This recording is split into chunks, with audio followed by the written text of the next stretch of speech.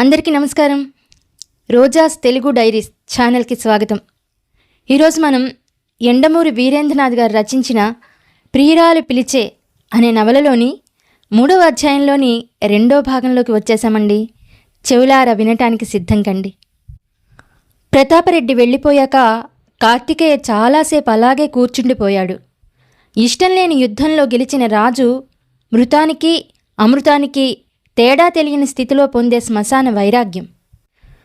నాకున్నవాళ్ళు, నా అనుకున్నవాళ్ళు నా కన్ను పొడిచేవాళ్లైతే ఇక ఆనందం ఎక్కడిది? క్షణాల్లో అతను సర్దుకుని పీటర్కి ఫోన్ చేశాడు. థ్యాంక్స్, చాలా అమూల్యమైన వివరాలు చాలా తక్కువ సమయంలో ఇచ్చి సహాయం చేశారు. చెప్పానుగా కార్తీక్, నువ్వు నాకు చాలా సాయం చేసి నా ఉద్యోగం నిలబెట్టావు. దాంతో పోల్చుకుంటే నేను చేసింది చాలా చిన్నది. కానీ నా మూలంగా ఇప్పుడు మీ ఉద్యోగం పోతుంది. వాట్? పీటర్ గొంతు కీచుగా ధ్వనించింది. నా ఉద్యోగం పోతుందా? రుద్ధంగా అడిగాడు. సిగ్మా ఏజెన్సీని శ్రీకళ్యాణి ఎంటర్ప్రైజెస్ తొలగించింది. ఫలితంగా మీ ఉద్యోగాలన్నీ పోవచ్చు. పైగా ప్రతాపరెడ్డికి మీ మీద ఈపాటికే అనుమానం వచ్చుండొచ్చు. నాకు వివరాలు అందించగలిగింది మీరొక్కరే కదా? అట్నుంచి పీటర్ మాట్లాడలేదు. అతడింకా ఆ వార్త తాలూకు షాక్లోనే ఉన్నాడు. చెప్పు కార్తీక్, పీటర్ కంఠం బలహీనంగా పలికింది. శ్రీకళ్యాణి ఏజెన్సీస్ సెక్యూరిటీ బాధ్యత మీరు తీసుకోగలరా? వాట్? పీటర్ గొంతు మళ్లీ కీచుగా ధ్వనించింది. అయితే ఈసారి షాక్తోనూ దుఃఖంతోనూ కాదు. నేను సెక్యూరిటీ తీసుకోవటమా?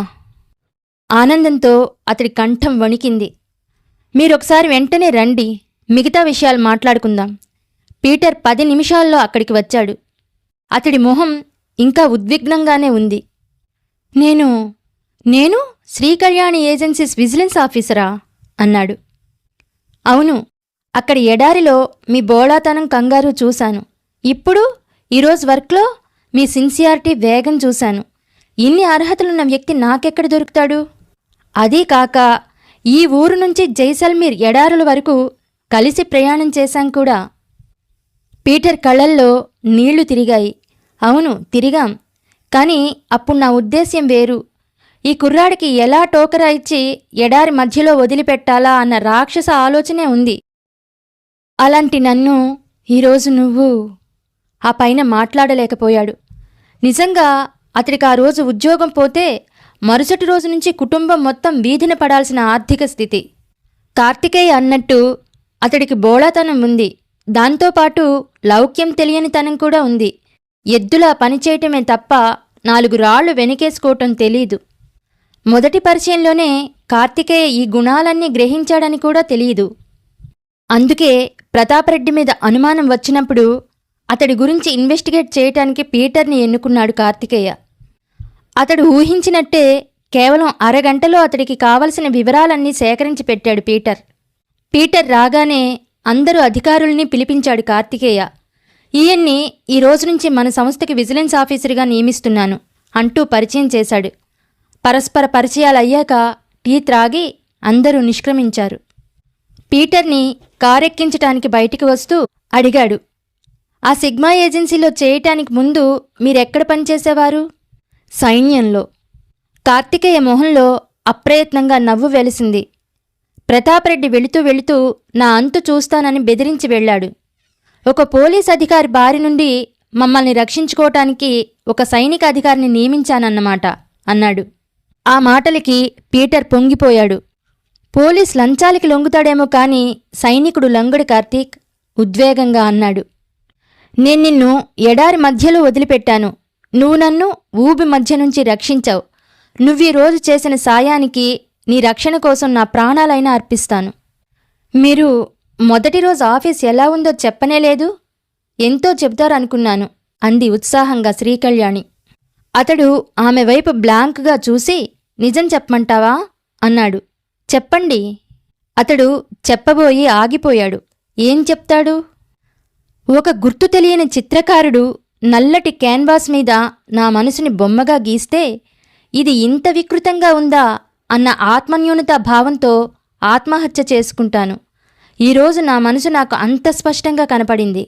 అది కుర్చీ కాదు, విక్రమార్కుడి సింహాసనం.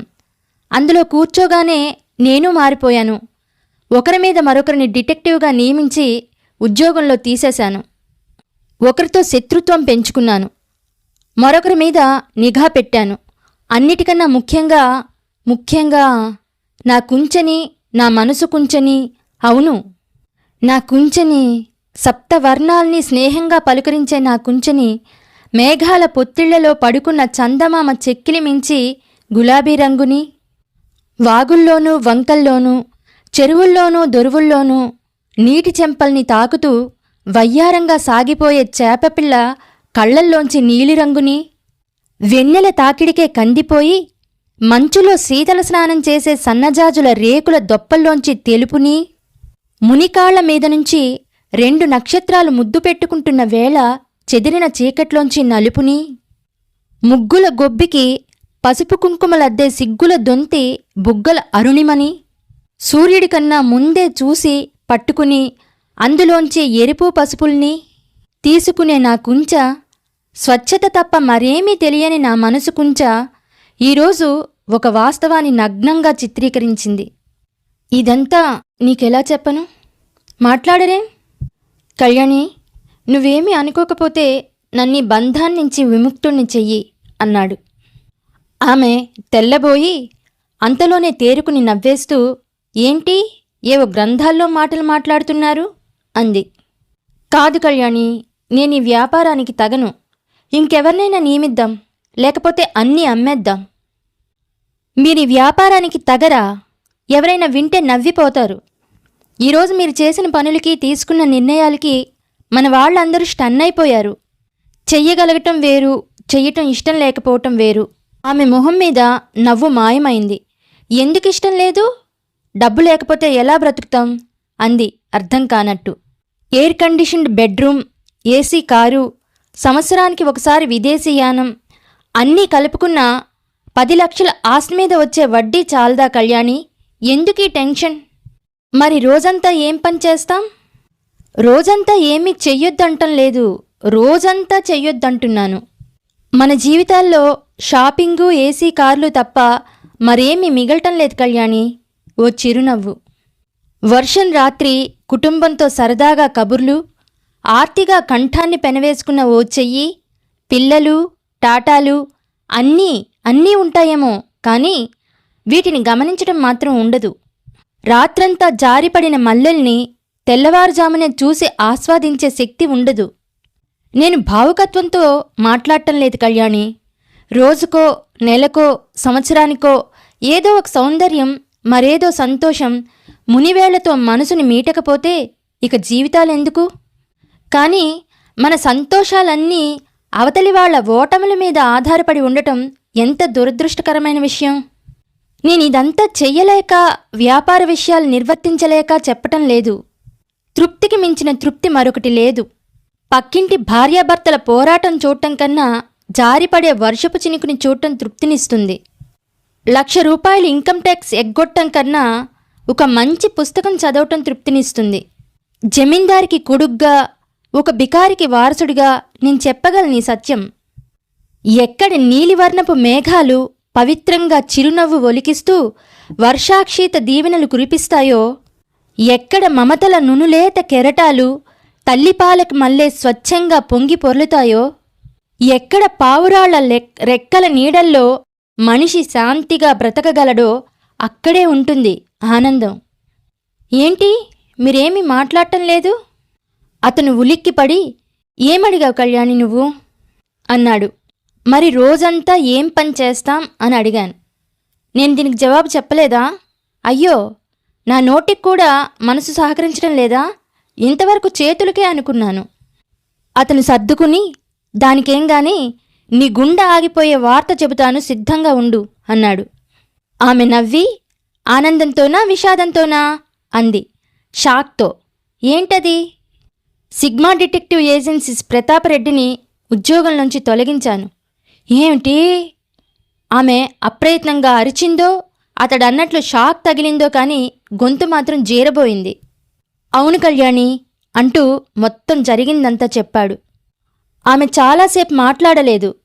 అతను సందిగ్ధంగా, నేను చేసింది పొరపాటు చర్య అంటావా?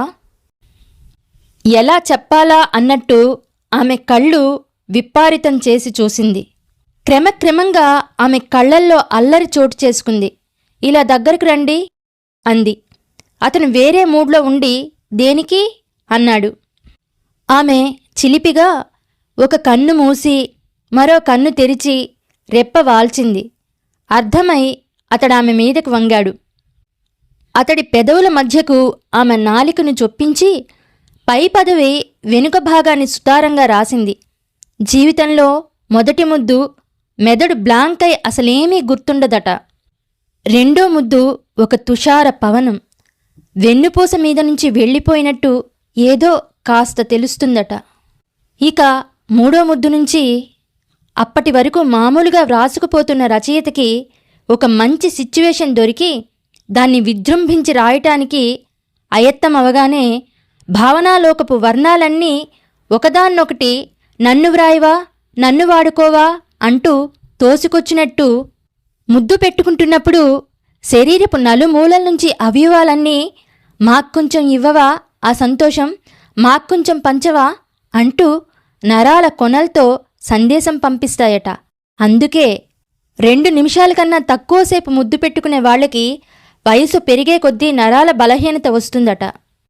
మీరు కొంచెం నాలుక బయట పెట్టండి. అర్థం కాక ఎందుకు అంటూ చాపాడు. ఆమె తన నాలుకతో ఒక్కొక్క అక్షరమే దానిమీద వ్రాసి ఏం రాశానో చెప్పుకోండి చూద్దాం అంది.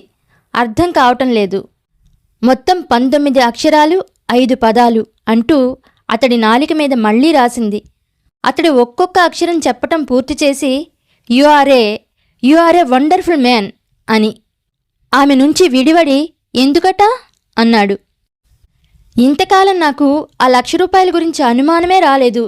మీరు ఒక్కరోజులో పట్టుకున్నారు. మొత్తానికి ఇదంతా తనే చేశాడని ఒప్పుకున్నాడన్నమాట.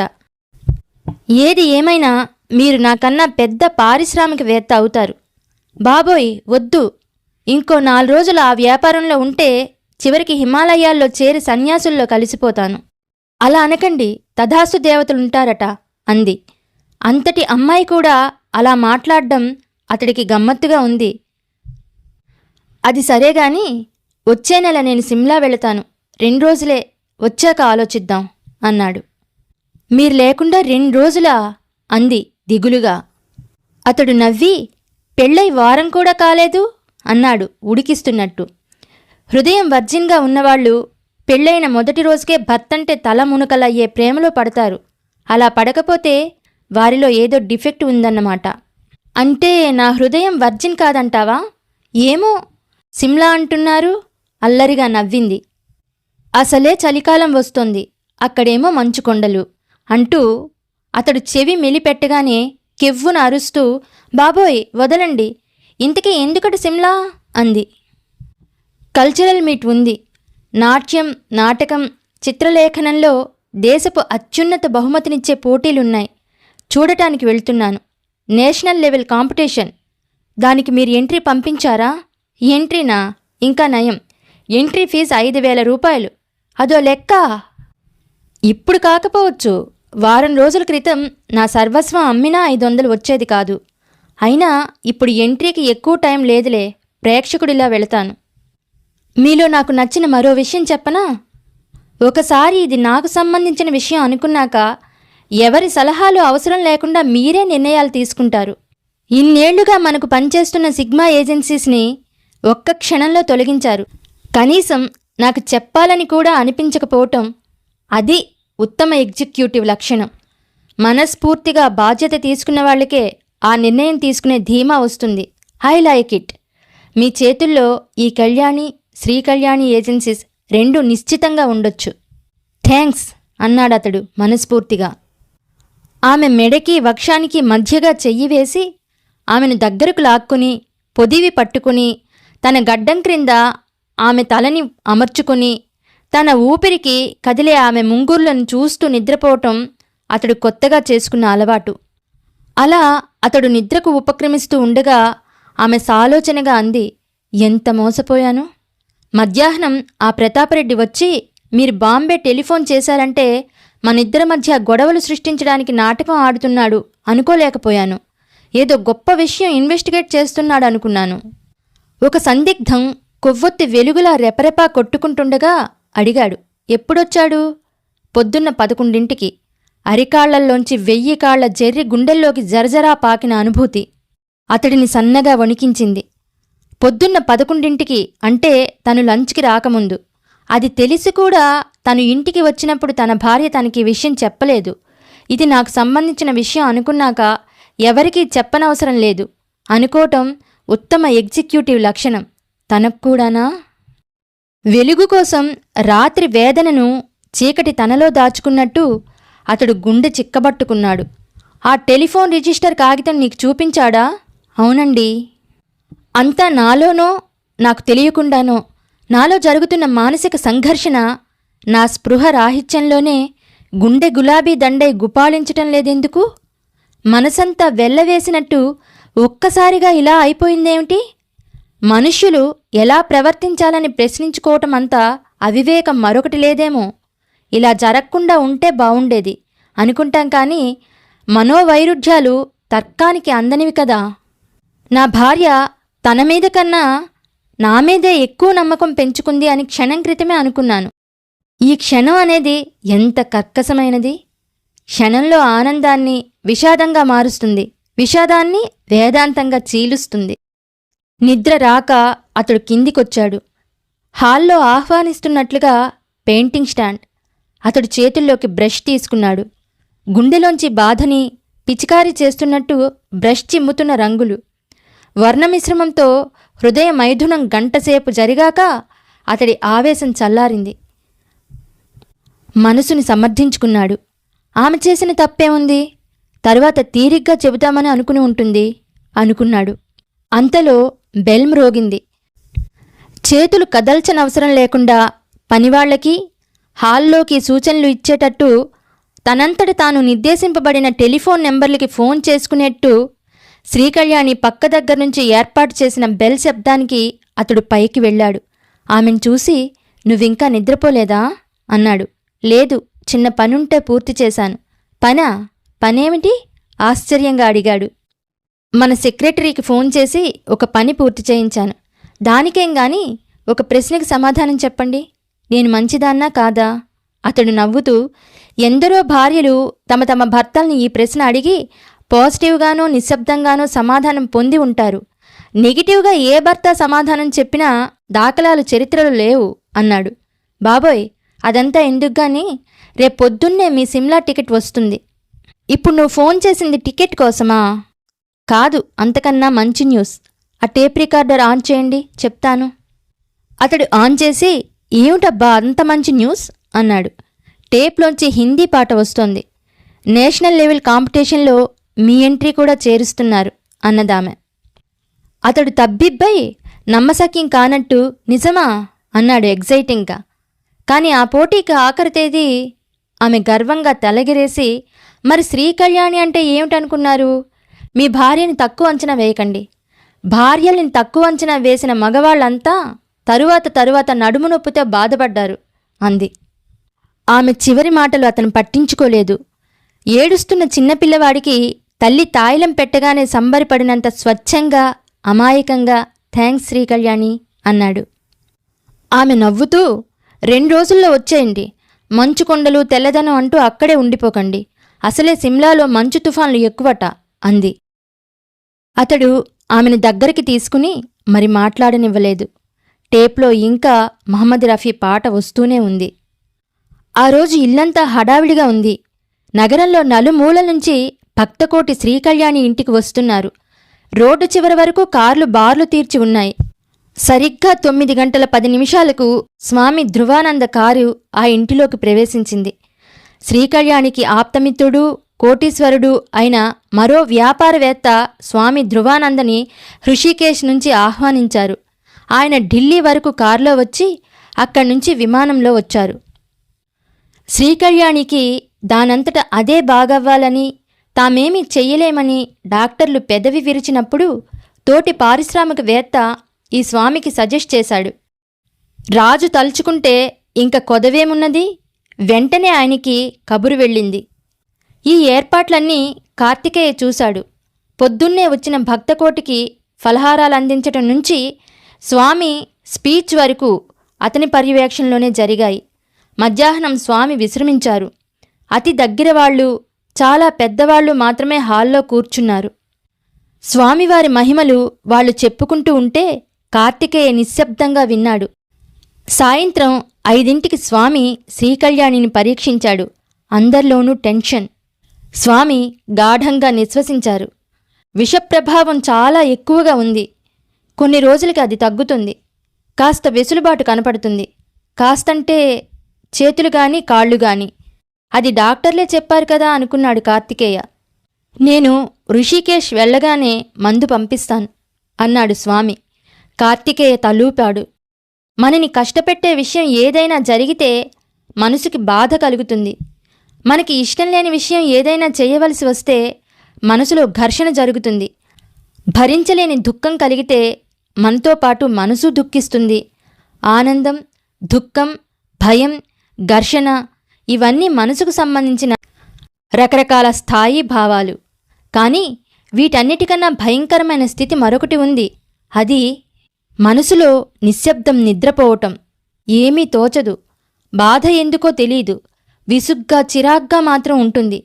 ఆ చిరాకు అతనికి పొద్దున్నుంచి చూస్తున్న పనుల వల్ల వచ్చింది. ఈ డబ్బుతో వచ్చే భక్తి, ఈ ఆలోచనలతో రాత్రి చాలాసేపటికి కానీ అతడికి నిద్రపట్టలేదు. రాత్రి దాదాపు 2 అవుతుండగా అతనికి అకస్మాత్తుగా మెలకువ వచ్చింది. ఎవరో గంభీర స్వరంతో తనని రమ్మని పిలుస్తున్నట్టు అతను ఫీల్ అయ్యాడు. ఒక అదృశ్య రూపపు ఆహ్వానం. అతడు ఆశ్చర్యపడుతూ తలుపు తీసుకుని బయటికి వచ్చాడు. భూదేవి చెక్కిలి మీద చెట్ల ఆకుల నీడలు, ముంగురులు, అక్షరాల రేకులతో, పదాల పుప్పొడితో, భావాల పరిమళంతో అప్పుడే విచ్చుకున్న కావ్యపుష్పంలా ఉంది వెన్నెల. అతడలా తోటలో కొంత దూరం వెళ్ళాడు. వెళ్ళి ఒకచోట ఆగాడు. హిమశిఖరాల్లో పల్లవించిన కులకూజితాలు, వేదనాదంతో ప్రభవించిన దివ్య హార్మ్యాలు, దేవళాల గోపురాల్లో కువకువలాడిన ధర్మపదాలు, కొన్నేళ్లల్లో వికసించిన ఆధ్యాత్మిక పుష్పాలు కలబోసి ఒకచోట కుప్పపోసినట్లుగా అనుభూతి. ఒక గున్నమామిడి చెట్టు కింద స్వామి ధ్రువానంద కూర్చుని ఉన్నారు. కొమ్మల మధ్య నుంచి పడే వెన్నెల కిరణం ఒక చక్రంలా ఆయన తల చుట్టూ తేజస్సుతో నిండి ఉంది. రా నాయనా రా అని పిలిచారు. కార్తికేయ కలలో మాదిరి దగ్గరికి నడిచాడు. ఆయన అన్నాడు, ఇలా కూర్చో. అప్రయత్నంగా అతడు ఆయన కాళ్ల దగ్గర కూర్చున్నాడు. ఆయన చిరునవ్వుతో అన్నారు, మా హడావుడి నీకు అప్రియంగానూ అసంతృప్తిగానూ ఉన్నట్టుంది. మాలో వేదాంతం కన్నా ఆర్భాటమే ఎక్కువ కనబడ్డట్టుంది. అందుకే నాయనా రోజంతా ముళ్ల మీద ఉన్నట్టున్నావు. కార్తికేయ మాట్లాడలేదు. హిమాలయాల్లో 6 నెలలపాటు బద్రీనాథ్ ఆలయానికి తాళం వేసి అఖండ జ్యోతి వెలిగించి చలికి తట్టుకోలేక అందరూ కిందికి వచ్చేస్తారు. అప్పుడు మేమక్కడ ఉంటాం. ఆ చీకటి గుహల్లో, హిమపాతాల్లో మనిషి అస్తిత్వాన్ని శోధించటం కోసం తపస్సు చేస్తూ ఉంటాం. మరి ఇదంతా ఏమిటని నీకు అనుమానం రావచ్చు. అందరూ నీలా దృఢ మనస్కులు ఉండరు నాయనా. వారికి ఓదార్పు కావాలి. అందువల్ల మేం జనారణ్యంలోకి వస్తూ ఉంటాము. ఈరోజు వచ్చిన ధనకానుకులు వివేకానందుని ఆసుపత్రి వారికి ఇచ్చేయటం జరిగింది. మనిషి మూర్ఖత్వాన్ని తమ స్వార్థానికి వాడుకునే స్వాముల్ని వదిలిపెట్టు. నీకు కనపడిందంతా నిజమని నమ్మకు. దానికి ఇదే ఉదాహరణ. అకస్మాత్తుగా ఆయన కంఠం ప్రకంపనమైంది. గాలిలోంచి ఒక అశరీర వాణిలా ఆ స్వరం ధ్వనించింది. మానవ సహజమైన బలహీనతల్ని తగిన వయసులో ఉపేక్షించి వదిలిపెడితే అవి దారి పక్కనే పొంచి ఉన్న బందిపోట్ల వలె నీ వృద్ధాప్యంలో చుట్టుముట్టి బాధపెడతాయి. నీ భార్య పచ్చసర్పకాలకూట విషంతో అచేతనమైంది. నీ జీవితంలో అది నిరంతరం నీ పక్కనే ఉండే కదిలే వైరాగ్యం కానివ్వకు. వేదాంతం వేరు, వైరాగ్యం వేరు. ఆ విషయం మరిచిపోయి కష్టాల్లో పడకు. స్వామి అన్నాడు కార్తికేయ విభ్రాంతుడై. ధ్రువానంద అతడి వైపు చూడటం లేదు. అలౌకికమైన స్థితిలో కొనసాగించారు. తనలో తానే అనుకుంటున్నట్టు అన్నారు, ఉద్దేరే దాత్మనాత్మానం అతానమవసాదయేత్. భగవద్గీతలో ఎంత గొప్పగా చెప్పబడింది. జీవుడు తనని తాను ఉద్ధరించుకోకపోతే పరులెవరు వచ్చి ఉద్ధరిస్తారు? అందుకేనేమో భగవంతుడు భక్తులకు స్వర్గప్రాప్తినిచ్చే ముందు ఎన్నో పరీక్షలకు గురిచేస్తాడు. బంగారం వన్నె తేవాలంటే కాల్చి కొట్టాలి కదా. కార్తికేయ అయోమయంగా, మీరేం చెబుతున్నారో నాకు అర్థం కావటం లేదు అన్నాడు. అప్పుడు ఉపనిషద్వేద సారాంశాన్ని కేవలం ఒకే ఒక వాక్యంలో చెప్పాడు ఆ వృద్ధుడు. ఆ వాక్యం కార్తికేయుని తరువాత చాలా కాలం వెంటాడింది, వేధించింది. ప్రక్షాళనం కోసం హిమాలయాలకు పంపింది, పునీతుణ్ణి చేసింది. అతడు మామూలు మానవుడు, భవిష్యత్తు తెలియనివాడు. భవిష్యత్తు తెలియనివాడు. అతడేదో అనబోయాడు. ఆయన లేచి చీకట్లో భవంతి వైపు వెళ్ళిపోయాడు. అతడు వెన్నెల మధ్యలో అలాగే ఉండిపోయాడు. చుట్టూ తివాచీలాంటి శబ్దం. సన్నటి తిమ్మెర అతని మీదుగా పయనించి వెళ్ళిపోయింది. తెల్లవారుజామున తాలూకు వెలుగుచుక్క తూర్పున విచ్చుకుంటోంది. దాంతో గాలి ఉద్ధృతమైంది. గాలికి చెట్టుకొమ్మలు కదులుతుంటే అనుభవజ్ఞుడైన సంగీత విద్వాంసుడు ఒకే సమయంలో అనేక వాయిద్యాలు వాయిస్తున్న అనుభూతి. దేవుడు కన్నా గొప్ప విద్వాంసుడెవరు? కదిలే గాలి వెదురు సందుల్లో రవళిస్తే మురళి, రావి ఆకుల మీద కదిలే వాయులీనం, ఊగే లతమీద వర్షపు చుక్క వీణానాదం, ఏటవాలు కెరటం మీద నీటితుంపర జలతరంగిణి, పడిదూకే నీటిపాయ సన్నాయి, ఎదపగిలే ఉరిమే ఢమరుక్కు. సంగీతకారుడు సరిగమల నోటిమీద సంగతులు వ్రాసుకుంటాడు. భగవంతుడు మనిషి నుదిటిమీద అతని సంగతులు వ్రాస్తాడు. స్వామి ధ్రువానంద చివరి వాక్యం ఇంకా ఆ తోటలో సజీవంగా ప్రతిధ్వనిస్తూనే ఉంది. కామ క్రోధ మాత్సర్యాల్ని అనుభవించి జయించాలే తప్ప అతీతుడివై వదిలిపెట్టకూడదు.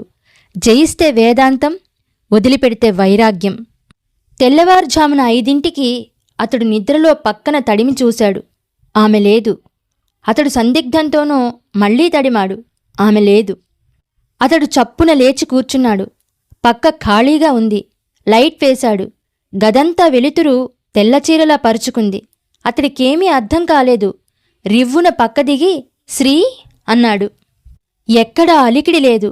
అతడికి భయం వేసింది. కళ్యాణీ అని అరిచాడు. షవర్ ఆగిన చప్పుడు. నెమ్మదిగా బాత్రూం తలుపు తెరుచుకుంది. తన కళ్ళని తానే నమ్మలేనట్టు చూశాడు. శ్రీకళ్యాణి గుమ్మం దగ్గర నిల్చుని ఉంది. కళ్యాణీ అస్పష్టంగా గొణిగాడు. ఆమె గాలిలో వచ్చి అతన్ని అల్లుకుపోయింది. అతడింకా విభ్రమం నుంచి తేరుకోలేదు. ఇది నేను చూస్తున్నది నిజమేనా? ఎలా నీకు నయమైంది అని అడిగాడు. వెళుతూ స్వామి ధ్రువానంద మహర్షి మనకిచ్చిన వరం. అతడేదో మాట్లాడబోయాడు. ఆమె వారించింది. చేత్తో కాదు, పెదవులు నాలుక దేవుడు మనకిచ్చింది కేవలం మాట్లాడుకోటానికే కాదు, అంతకన్నా ఉపయోగకరమైన పనులు వాటితో చాలా ఉన్నాయి అంది విడనాడినాక. చూడండి, ఇన్నాళ్ళు శవంలా పడుకుని మాట్లాడుతూనే ఉన్నా కదా, ఇప్పుడు కూడా మాటలేనా? మీ సంభ్రమ విభ్రమాలకి రేపు పగలంతా తీరిగ్గా ఆశ్చర్యపడుదురుగాని, సరేనా? తర్కంలో నిన్ను కొట్టలేను కళ్యాణి. పోనీ దేంతో కొట్టగలవు కార్తికేయ? 10 మందిని సీరియస్గా ఒక్క కనుచూపుతో శాసించగల బిజినెస్ మ్యాగ్నెట్తోనేనా? రాత్రవగానే బిజినెస్ని హ్యాంగర్కి తగిలించే ఉట్టి మ్యాగ్నెట్తో. నీకెప్పుడూ ఒకప్పుడు ఇలా అకస్మాత్తుగా శరీరం స్వాధీనంలోకి వస్తుందని తెలుసుగా. అలా వచ్చిన వెంటనే నువ్వేం చేస్తావనుకున్నానో తెలుసా? ఏమనుకున్నారు స్వామి? వెంటనే ఆఫీస్కి ఫోన్ చేసి మీ మేనేజర్లకి సూచనలిచ్చి హడావుడిగా మీటింగ్లు ఏర్పాటు చేసే వ్యాపారంలో నిమగ్నమైపోతావనుకున్నాను. నాకు శరీరం స్వాధీనంలోకి వచ్చిన మరుక్షణం మీరేం చేస్తారనుకున్నారో తెలుసా? ఏం చేస్తాననుకున్నావు కళ్యాణి? ఇలా నేనిది చేస్తాను, నువ్వది చేస్తాననుకున్నాను అని మాటలతో టైం వేస్ట్ చేయరనుకున్నాను. లేకపోతే ఏమిటండి, వ్యాపారం తాలూకు మ్యాక్సీ విప్పి శృంగారం దుప్పటి కప్పుకోవలసిన టైంలో మీ నుంచి ఆ మాత్రం సహకారం కూడా లేకపోతే ఎలా? ఒకేసారి పడ్డ ఇద్దరి బరువుకి పక్కమీద దుప్పటి మల్లెపువ్వుకి మొరపెట్టుకోబోయి దాని స్థితి అలాగే ఉండటంతో తన బాధని తనే నలిగిన ముడతల్లో దాచుకుంది. దీక్ష పట్టుదల ఉన్న సైనికుడికి రహస్య స్థావరం పట్టుకోవటానికి అరగంట చాలు. ఏమండి, మీకు బాలమురళీకృష్ణ గాత్రం ఇష్టమా, మైకేల్ జాక్సన్ పాట ఇష్టమా? బాలమురళీకృష్ణే. అందుకేనా ఈ టైంలో కూడా ఆరోహణ అవరోహణ అంత నెమ్మదిగా సాగిస్తున్నారు? బాబోయ్, నేరక అన్నాను స్వామి. మీలో మరో రాముడు దాగున్నాడని తెలియక. అతడు ఆగి, ఇప్పుడు రాముడు ప్రసక్తి దేనికి అన్నాడు సందేహంగా. 7 తాటి చెట్లని ఒకే బాణంతో కొట్టగల శక్తి ఉన్నది ఆయనకేగా. షటప్. ఒక్క క్షణం నిశ్శబ్దంగా ఉంది. ఏమండి అంది. నకులుడో సహదేవుడో గుర్తులేడు కాని మిమ్మల్ని చూస్తుంటే నాకు అతను కూడా గుర్తొస్తున్నాడండి. ఎందుకో. ఎన్ని అవరోధాలొచ్చినా చినుక్కి చినుక్కి మధ్య తడవకుండా వేగంగా ఎక్కడికైనా వెళ్ళిపోగలిగిన వాడు అతడే కదండి. ఆ తడవకుండా ఉండగలగటం అన్న విద్యేదో నాకు వస్తే ఎంత బావుణ్ణు అనుకుంది పక్కమీద దుప్పటి. దాని బాధ గమనించినట్టు ఆమె పక్కకి తిరిగింది. తిరిగి ఏమండి అంది. మళ్ళీ ఏంటి? ఎవరిస్టు ఎక్కి వచ్చాక టెన్సింగ్కి చాలామంది అమ్మాయిలు ఫ్రెండ్స్ అయి ఉంటారు కదూ. ఎందుకు? అంత ఎత్తైన శిఖరం మీద కూడా కరెక్ట్గా జెండా పాతాడు కదండి. చూడు, ఈ టైంలో కూడా నువ్వు రాముణ్ణి నకులుణ్ణి టెన్సింగ్ని తలుచుకుంటే నా మేలిగో దెబ్బతింటుంది. మైక్ టైసన్ని తలుచుకుంటే దెబ్బతినాలి కానీ టెన్సింగ్ని తలుచుకుంటే దెబ్బతింటం ఏమిటి? కాసేపు మాట్లాడ్డం మానేస్తావా? కనీసం మూలగొద్దా? మీ మేలీగో దెబ్బతింటుందేమో. My God. ఏమండి, మేలీగో అంటే ఏమిటో ఒక్క మాటలో చెప్పండి చూద్దాం. నాకు తెలీదు, నువ్వు చెప్పు. ఫీమేల్ ఈగోకి ఒక మెట్టు పైనుండేది. ఇషో. ఆమె చప్పున లేచి కూర్చుంది. చూడండి, ఉషో ఇషో మైగాడ్ అబ్బా అన్నవి ఆడవాళ్ళు అనవలసిన మాటలు. మాటి మాటికి మీరంటూ ఉంటే నేను మిమ్మల్ని ఏదో చేస్తున్నాననుకుంటారు. సర్లే సర్లే, నువ్వలా బర్త్డే సూట్లో బాస్కట్లేసుకుంటే బాలేదు. వచ్చి పడుకో. పడుకోను, మీరు కూర్చోండి. అన్నట్టు మీరు కీలుగుర్రం సినిమా చూసారా? లేదు. ఏం? దాంట్లో హీరో హీరోయిన్ని ముందు కూర్చోబెట్టుకుని గుర్రం మీద మేఘాల్లో తీసుకెళ్తాడు. ఆ సినిమా మీరు డైరెక్ట్ చేసి ఉంటే ఎలా తీసి ఉండేవారో తెలుసా? ఎలా తీసి ఉండేవాణ్ణి? ఇద్దరినీ గుర్రం మీద పడుకోబెట్టి దాని మెడ పట్టుకోమని చెప్పి ఉండేవారు. ఎందుకని? కూర్చుని కూడా ఇద్దరూ ప్రయాణం చేయవచ్చునని మీకు తెలియదు కనుక. మొహం ఎర్రబడగా అతను ఇవన్నీ నీకెలా తెలుసు అని అడిగాడు. అయ్యో, మీ అనుమానం చూస్తుంటే అనురాధ పడ్వాల్ని అనుభవం లేకుండా లతా మంగేష్కర్లా అలా ఎంత బాగా పాడగలుగుతున్నావు అని అడిగేట్టున్నారే. పైకి రావాలంటే అనుభవమే అక్కర్లేదండి, రావాలన్న తపన దీక్ష ఉంటే చాలు అనేసి ఆ పై సిగ్గేసి అతడి మెడ వంపులో మొహం దాచుకుంది. వంపుల్లోకి కోరికే కాదు, నిశ్చింత కూడా ఉంటుంది. ఆ నిశ్చింతలో ఆమె తరపు నుంచి నిశ్శబ్దం అతనితో మాట్లాడింది. మౌనం మనసు విప్పింది. నవలనై నీతో ప్రతి పేజీ చదివించుకోవాలని ఉంది. నవలనై నీతో ప్రతి అనుభవం పంచుకోవాలని ఉంది. అలినై నీ మనసంతా నిండాలని ఉంది. చిరుగాలినై నీ వళ్లంతా సుగంధం పూయాలని ఉంది. నా అనుభవాల్ని పంచేంద్రియాలకు పంచి నే మీటుకుంటాను పరవశాల విపంచి. ఏమండి, నేనిలా నిశ్శబ్దంగా ఉంటేనే బావుందంటారా?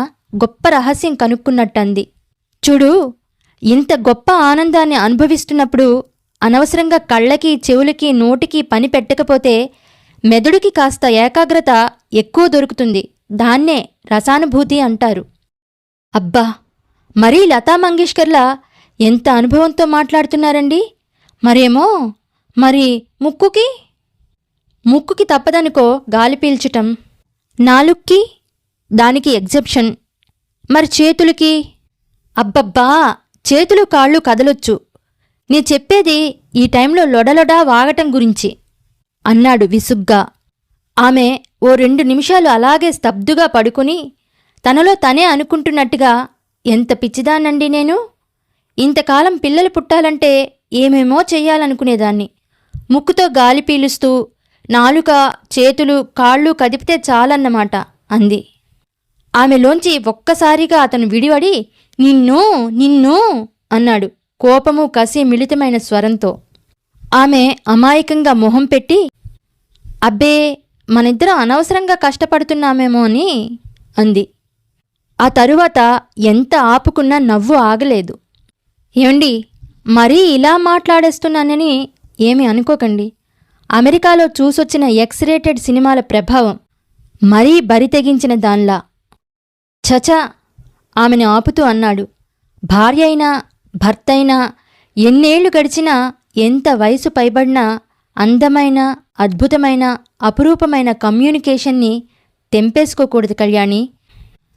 తెలిసి తెలియని వయసులో రొమాన్స్ని, పొటెన్షియాలిటీని ఒక్కటే కావాలనుకునేవాణ్ణి. స్పాంటేనియిటీ కూడా కావాలని చెప్పావు నాకు. థ్యాంక్స్ అంటూ అతడిని అల్లుకుపోయింది. ఎంత అనుభవించినా ఇంకా ఏదో మిగిలిపోయిందన్న ఆరాటం. పక్కనున్న అద్దాల్లోంచి వాళ్ల శరీరాలు వాళ్లనే రెచ్చగొడుతున్నాయి. ఆమె చెయ్యి అతడి భుజం మీద నుంచి క్రిందికి దిగి నడుము మీద వృత్తాకారంలో తిరుగుతూ అతడిని రెచ్చగొడుతోంది. కొత్త కొత్త ప్రదేశాల్ని శోధిస్తోంది. భూదేవి గుండెలపై పొగమంచు తొలగించటానికి ఆయత్తమై ధాత్రిపైకి సూర్యుడొచ్చినట్టు రివ్వున అతడి పైకొచ్చాడు. కాలమొస్తే కోయిల కూసినట్టు, వసంతానికి చిగురు వేసినట్టు, అడక్కుండానే పూలు వికసించినట్టు, హేమంతం చలికి విచ్చుకున్నట్టు ఆమె అతనిని ఆహ్వానించింది.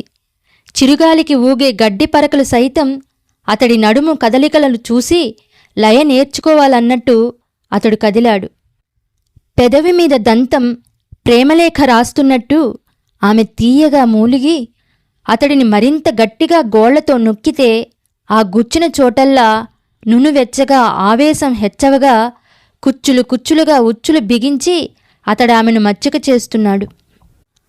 కదిలొచ్చి కొట్టే కెరటమూ ఆగదు, స్థిరంగా నిలబడ్డ కొండా కరగదు. మన్మధుడికే అలసటొచ్చి ఇక చాలు అన్నప్పుడు గల్లు గల్లున మ్రోగిన మువ్వల రవళి అల్లనల్లన ఆగి, ఆవేశం మెల్లమెల్లన కరిగి చల్లని వెన్నెల జరులై, పన్నీటి జల్లులై, ఒళ్ళు తనకే జల్లుమనేలా తడిసి కల చెదిరి అతడికి మెలకువ వచ్చింది.